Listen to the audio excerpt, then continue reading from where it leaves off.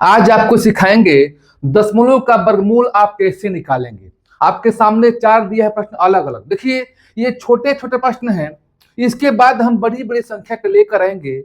बिना फैक्टर का आप दशमलव का वर्गमूल निकालेंगे। तो छोटे प्रश्नों से अभी आपको डरना नहीं है। कितना छोटे प्रश्न है, हो सकता है कि इन प्रश्नों को आप कर सकते हो, लेकिन जो इसके आगे जो बड़ी बड़ी संख्या का हम बताएंगे वर्गमूल, उसका भी ट्रिक बताएंगे, इसलिए वीडियो को पूरा देखिएगा। चलिए, लिखा गया है 0.81 वर्गमूल इसका निकालना है। तो सबसे पहले आपको दिमाग से दशमलव आपको हटाना है और पढ़ना क्या है 81। यहां देखिए आपको पढ़ना है 81। बताइए 81 का वर्गमूल क्या होगा, तो आप कहेंगे कि 9 होगा। तो बस आपको यहाँ पर 9 अभी लिखना है, ठीक है। अब दशमलव कहाँ लगाएंगे, आपको ये सिखाएंगे कि दशमलव का तरीका कैसा है, दशमलव कैसे लगाते हैं। दशमलव के बाद कितने अंक है, 2 अंक है। जितने दशमलव के बाद अंक होंगे उसके आधे पर लगाना है, यानी 2 अंक हो रहा है तो 1 अंक पर लगाना है दशमलव, और यहाँ पर 1 अंक दिया है तो यहाँ पर देखिए यहाँ लगाएंगे दशमलव और यहाँ पर क्या करेंगे 0, यानी इसका जो हो गया 0.91। चलिए 0.00 क्या है, 25 है। तो आपको सीधा अभी सबसे पहले आपको पढ़ना है संख्या। संख्या क्या दिया है, 25 दिया है। 25 का वर्गमूल सबको मालूम है क्या होता है, 5। क्या लिखेंगे यहाँ पर, आप लिखेंगे 5।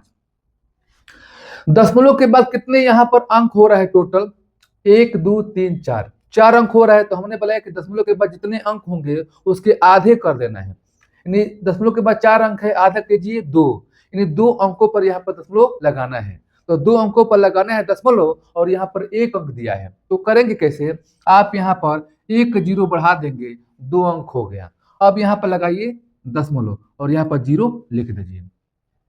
यहाँ पर देखिए दशमलव 0.0121 है। तो आपको देखना है कि 1 से 21 का वर्गमूल क्या होगा, तो आप कहेंगे 11 होगा। तो आप क्या लिखेंगे, आप लिखेंगे 11। अब आपको लगाना है दशमलव। दशमलव के बाद 4 अंक हो रहा है, तो हमने बताया कि 4 अंक हो रहा है तो आधा कीजिए 2 अंक। 2 अंक पर लगाना है दशमलव, यहाँ पर 2 अंक ऑलरेडी है तो यहाँ पर लगा सकते हैं दशमलव और यहाँ पर 0, यानी इसका जो वर्गमूल होगा 0.11 होगा। इनको देखिए 0.000441 है। अभी आपको देखना ये संख्या क्या है, 4 से 41 है। ये इसका वर्गमूल क्या होगा, तो आपका आंसर होगा 21 होगा, ठीक है। आपने कर दिया 21। दशमलव के बाद 6 अंक है, तो 6 का आधा कितना होता है, 3 होता है। आधा करना है, 3 अंकों पर लगाना है दशमलव। यहाँ पर 2 अंक है, 3 अंक कैसे बनाएंगे, यहाँ पर लिखेंगे 0 और यहाँ पर लिखेंगे दशमलव और यहाँ पर 0, हो तो गया। बताइए आसान है। चलिए अब इनसे बड़ी संख्या का बताते हैं कि स्क्वायर रूट कैसे निकालेंगे। चलिए आपके सामने 2 प्रश्न यहाँ पर आ गया, दोनों नए प्रश्न हैं, दोनों बड़ी संख्या का है। अब यहाँ पर इससे पहले हम यहाँ पर 1 से लेकर 10 तक के संख्याओं का हम स्क्वायर यहाँ पर लिखे हैं, ताकि इनकी सहायता से आपको समझा सके। ये नहीं लिखेंगे तभी इनको आसानी से समझा सकते हैं, लेकिन आसान रहेगा इनकी सहायता से आपको समझाएंगे। आपको नहीं लिखना है, आपको प्रैक्टिस करना है। देखिए 0 है ना, 0 4 बार यहाँ पर 4 0 9 6 है। तो आपको क्या करना है, दशमलव को कुछ समय के लिए भूल जाना है और 0 को भी भूलना है। देखना है 4096। अभी 4096 में लास्ट वाला आपको 2 अंक लेना है, लास्ट का बनाना है हमेशा पेयर, जोड़ा बनाना है किसका, लास्ट वाला 2 अंकों का। बन गया यहाँ पर 96 बन गया पेयर। और इन पेयर में लास्ट में जो लिखे हैं 96, जो जोड़ा बनाए हैं उनका लास्ट देखना है, लास्ट में क्या है, 6 है। अब ये लास्ट का जो 6 है, किन संख्याओं के स्क्वायर में 6 आ रहा है, तो 4 के स्क्वायर में 16 में 6 आ रहा है लास्ट में, और यहाँ पर 6 के स्क्वायर में 36 में आ रहा है 6 लास्ट में 6 आना चाहिए। यानी आपको यहाँ पर लिखना क्या है, लिखना है 4 और 6। 4 6 क्यों लिखे हैं, फिर बताना चाहते हैं कि जो लास्ट में 6 है, 4 के स्क्वायर में 16 में 6 आ रहा है लास्ट में, 6 के स्क्वायर में 36 में लास्ट में 6 आ रहा है, ठीक है। अब करना क्या है कि 96 को छोड़कर देखना है यहाँ पर संख्या क्या है, 40। 40 किन 2 संख्याओं के बीच में आता है, तो 40 आता है 36 और 49 के बीच में आता है। तो 36 49 में छोटी संख्या क्या है, 36 है। ये किसका स्क्वायर है, 6 का स्क्वायर है। तो लेना क्या है, आपको यहाँ पर 6 लिखना है, 6 यहाँ भी लिखना है, लिख दिए। अब जो 6 लिखे हैं उन्हीं 6 को करना है स्क्वायर, प्लस 6 आपको जोड़ देना है। 6 का स्क्वायर 36 और 6 जोड़िए कितना हो गया 40।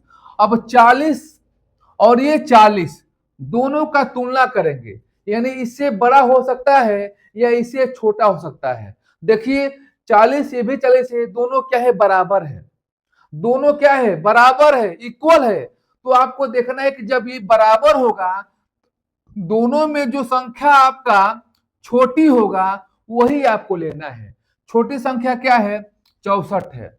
हो सकता है कि 40 से बड़ी संख्या हो, 40 से छोटी संख्या हो, तो उनको भी बताएंगे ताकि आप जो है इन प्रश्नों को समझने के बाद आसानी से समझ सकते हैं। देखिए जब फिर समझिए 40 यहाँ पर है 40 बराबर है, इन दोनों में छोटी संख्या लेना है। छोटी संख्या क्या है 64 है, तो आपको यहाँ पर लिखना है 64।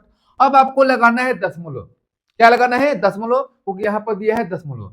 अब गिनिए दशमलव के बाद 1 2 3 4 5 6 7 8 अंक हो रहा है, तो 8 का आधा कितना होगा 4 अंक। 4 अंकों पर लगाना है आपको दशमलव। यहाँ पर 2 ही अंक है तो क्या करेंगे 2 जीरो करेंगे, अब तब यहाँ पर लगाएंगे दशमलव और यहाँ पर जीरो बढ़ा सकते हैं, यानी जो इसका स्क्वायर रूट होगा वर्गमूल होगा 0.0064 होगा, यही तो होगा। चलिए इनको देखिए, आपको दशमलव के बाद 0.00 भूल जाना है कुछ समय के लिए। आपको देखना है कि 1369 है। अब इसमें लास्ट में जोड़ा क्या है 69 है, जोड़ा बन गया। अब इन जोड़े में लास्ट वाला अंक देखना है, लास्ट वाला अंक क्या है 9 है। 9 किसके स्क्वायर में आता है, तो 3 के स्क्वायर में आता है 9, और 7 के स्क्वायर में 49 में 9 आता है। तो आपको लिखना है दोनों, क्या 3 भी लिखना है और 7 भी लिखना है, समझ गए आप। अब देखिए अब 69 को छोड़ना है, 13 है। 13 किन दो संख्याओं के बीच में आता है, तो 13 आता है 9 और 16 के बीच में।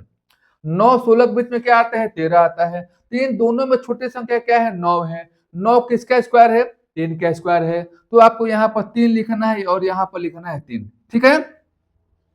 अब देखिए जो 3 लिखे हैं 3 का करेंगे स्क्वायर, अब प्लस क्या करेंगे 3 जोड़ेंगे, 3 का स्क्वायर हो गया 9 और 9 3 कितना हो गया 12, ठीक है। अब 12 से तुलना करेंगे इससे, यानी 12 से संख्या क्या है 13 बड़ा संख्या है। जब इनसे बड़ा संख्या है तो इनमें बड़ी संख्या क्या है 37 है, तो आपको लेना है 37।